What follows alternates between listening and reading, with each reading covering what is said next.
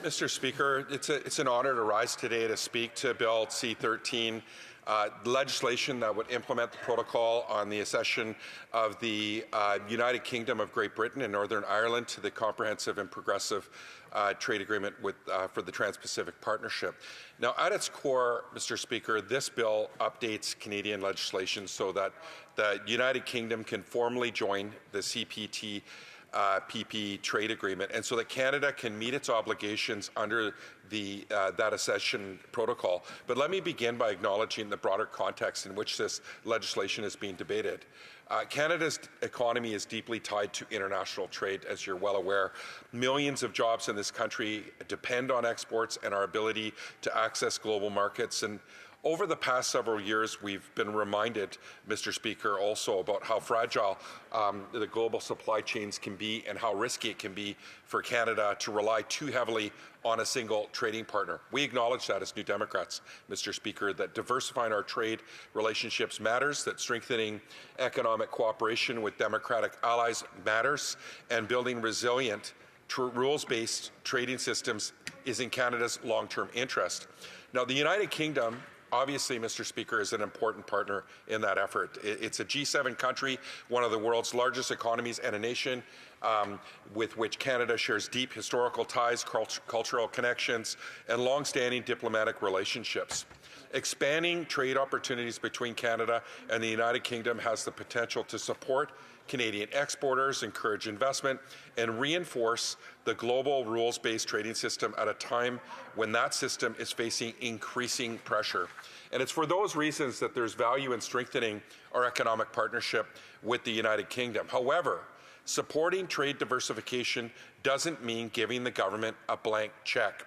Parliament has a responsibility to ensure that trade agreements serve Canadians fairly, protect our public interest, and deliver real benefits for workers, farmers, and communities across this country. And on that front, Mr. Speaker, Bill C-13 raises several important concerns that must be addressed.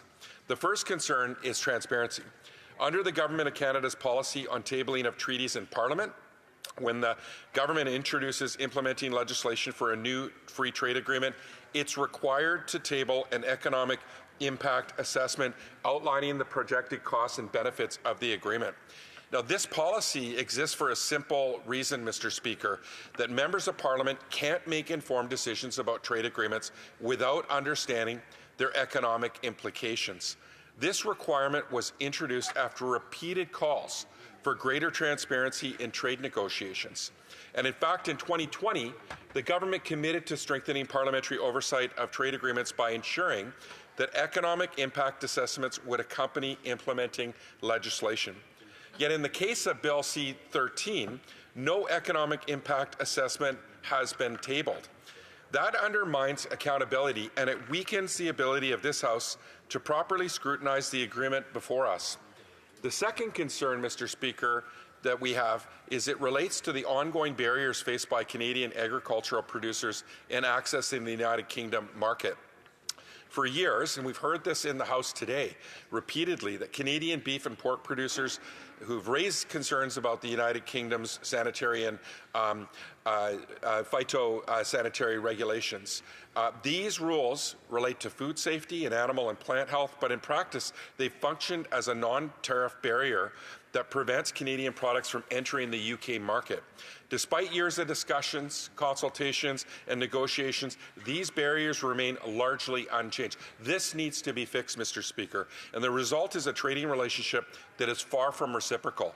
In fact, the numbers tell a very clear story, that there were no Canadian beef exports to the United Kingdom in 2024, none in 2025, and at the same time, imports of UK beef into Canada have increased significantly. They rose from $16.6 million in 2023 to $42.5 million in 2024, representing an increase of more than 150% in a single year. This is not the outcome Canadian producers were promised when these negotiations began. Organizations representing Canada's agricultural sector, including the Canadian Cattle Association, the Canadian Pork Council, and the Canadian Meat Council, have all raised serious concerns about the lack of meaningful market access. So they need to be negotiated. They need to be consulted, Mr. Speaker. Canadian farmers and ranchers operate under some of the highest food safety standards in the world. They produce high-quality products that are competitive in markets around the globe, and they deserve fair and reciprocal access to markets, especially when Canada is opening its own market to imports. Without meaningful access to the UK market, the benefits of this agreement will remain limited for many Canadian producers. The third concern relates to investor-state dispute settlement provisions, commonly known as the ISDS, and these provisions allow foreign investors to challenge government policies through international arbitration if they believe those policies harm their investments. Under NAFTA, Canada faced numerous ISDS claims from foreign investors. More than 60% of the cases filed against Canada under NAFTA were linked to environmental or natural resource measures. That's deeply concerning, and these experiences raise serious questions about the impact of ISDS provisions on the government's ability to regulate in the public interest.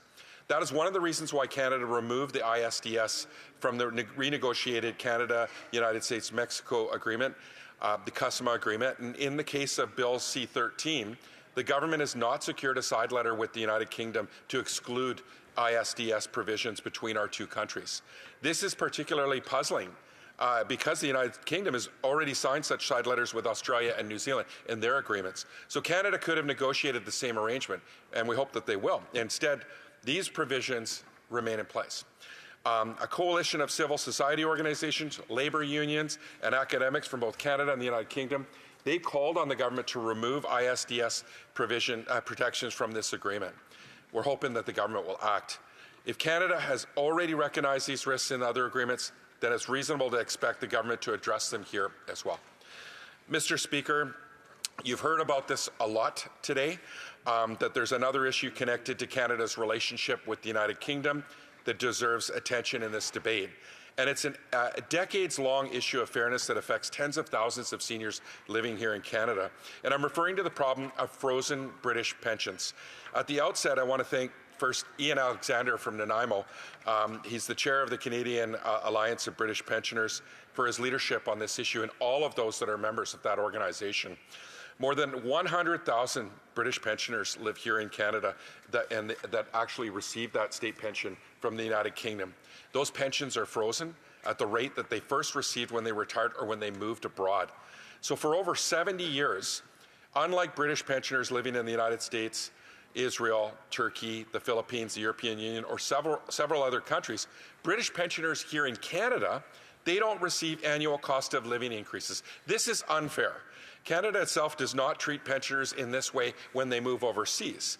Whether a Canadian retiree lives in Vancouver or London or in Sydney, Australia, their CPP benefits continue to increase with inflation.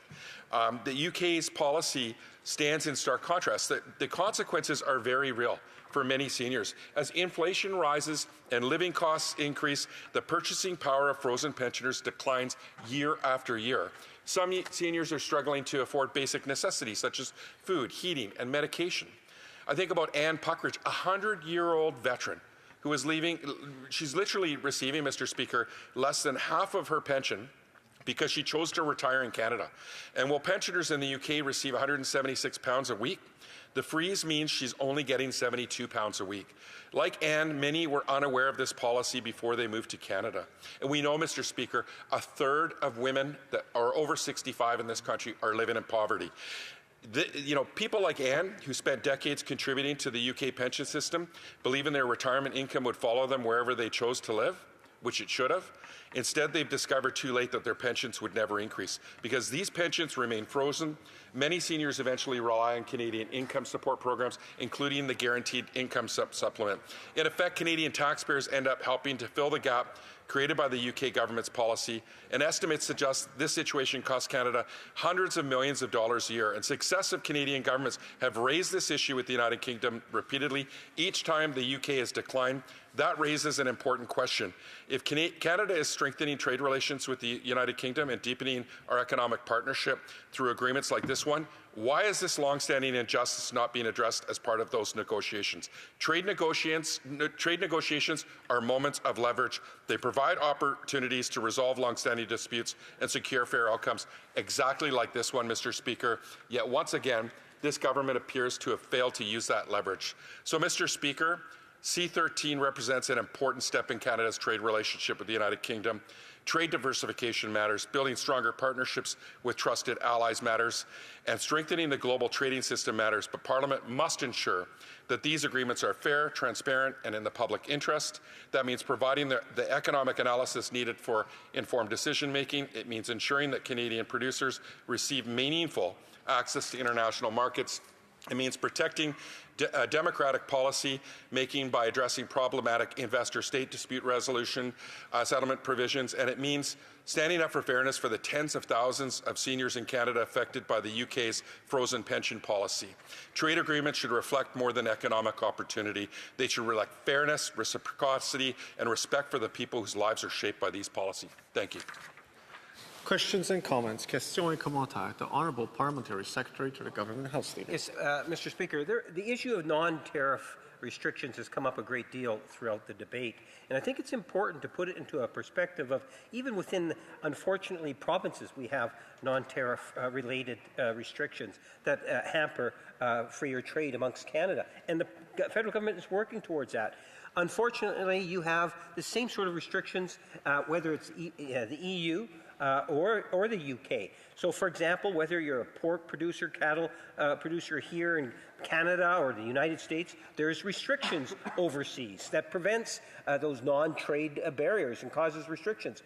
The government will continue to work with that, but we still support the need to have this particular agreement. My question to the member is, does he actually support the principle of trade and this specific agreement? The Honourable Member for Courtenay-Alberni. Mr. Speaker, like I outlined at the beginning, is that we, of course, support trade, and we put the conditions of how we support trade. It can't be a blank check from the government, but we also believe in reciprocity. Like, if we outlined about the pork producers and the beef producers that it isn't reciprocal. That they're getting access to our market, but we're not getting the same access to their market. That's unfair. That actually has to be addressed when we negotiate. And of course that there's issues outside of that we need to have at the table, like the British pension issue that I talked about. These issues all need to be part of the conversation, but we need to make sure it's fair, Mr. Speaker. Questions and comments. Questions et commentaires. L'honorable député. The Honourable Member for Gaspésie-Lézig de la Magdeleine. Thank you, Mr. Speaker. I'd like to thank my colleague for his speech. I think that we share several concerns about C-13, but in terms of investor-state dispute mechanism, I want to make sure that we have national sovereignty so that anyone who does business here faces the same legislation. At the same time, there's this parallel mechanism that international trade deals often establish. What does my colleague think about what this mechanism will do in allowing UK companies to skirt our courts and laws by using this arbitration mechanism? Thank you, Mr. Speaker, and I want to thank my colleague from the bloc. He raised a really important point. It's something I hopefully address for the most part in my speech, but he's absolutely right. I mean, this exposes Canada when it comes to the environment, when it comes to sovereignty here at home, and we were able to get, Mr. Speaker, those ISDS investor-state dispute settlement provisions removed from CUSMA, and it should be something that we should also be able to negotiate here in this agreement, Mr. Speaker. So I don't understand why the government is not putting that as part of this agreement, and it's something that I'm glad to see the Bloc and the New Democrats advocating for this so that this is dealt with and it's a responsible way forward when it comes to Bill C-13. Thank you. Questions and comments. Questions et commentaires. The Honourable Member for Langley Township, Fraser Heights. Good. Thank you, Mr. Speaker, and I'd like to thank the member for Courtenay-Alberni for his speech on C-13, bringing the United Kingdom into the comprehensive trade agreement with the Pacific. And he mentioned frozen pensions for UK pensioners who decide to retire here in Canada seems deeply unfair, particularly since the UK does not do that for other countries like the United States. As a matter of fact, they seem to be picking on Commonwealth countries. And this agreement seems like the perfect opportunity to resolve that problem, yet this Prime Minister has failed to do that. I'd like to have his comment on what that says about this Prime Minister's ability, or perhaps lack thereof, of negotiating good deals for Canada. Honourable member for Courtenay-Alberni. Well, first, I want to thank my colleague. It's an excellent question, Mr. Speaker, because like I said earlier, that pensioners, like UK pensioners living in the United States, Israel, Turkey, the Philippines, and the European Union, they're actually not penalized like this, Mr. Speaker. Their pensions aren't frozen, they're indexed, just like our pensions are for Canadians that are retiring abroad. But for some reason, Canada hasn't been able to get an agreement with the UK. Now, the Prime Minister supposedly has this great relationship with the UK. He should be able to negotiate this unfairness and unjust policy by the UK government. Like I said earlier, a third of Canadian women over the age of 65 are living in poverty. This is absolutely a critical step to addressing that, Mr. Speaker, and this injustice. And I hope that the government will take it seriously. This is an opportune moment when it comes to a trade agreement to address irritants like this that are impacting the lives of British citizens that are living here in Canada. Thank you.